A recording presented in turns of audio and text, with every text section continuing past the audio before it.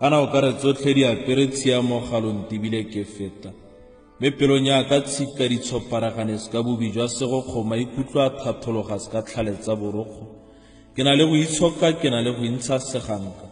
mme tiketsing ke llakeledi di mangope sello go nna se iphetotse motswedi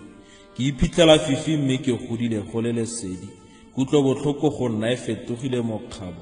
ke biditse mmele rre ka tlhoka karabo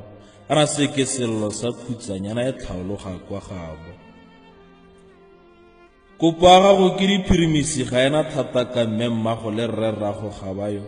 o utlwa o ka re marapo a ka lesa mmele ga o kgokgontshwa ka dipuo tshwanelo tsa gago di gata kwa ka dinao motho wa batho o sisa pelo e ka re e tlhabilwe ka dimao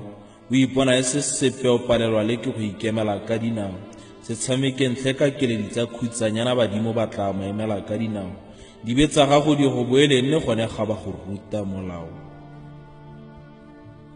ba lesika le bone ba kgaotse tshika go bone ga o lesika setso le selo se sele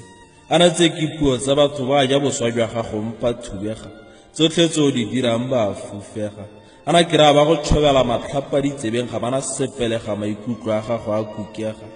bona ntle ngwana a batho moa wa gago setso o robega setso o suga kana utlwa jaaka ke kgangwa ke mafoko ga ke na thata ga ke na maatla sesotlaka ke Khutsanyana pelo ya gago e tla go tshwara ka satla e go sutlha boatla ana tša go phopho tle Khutsanyana a ko di dimale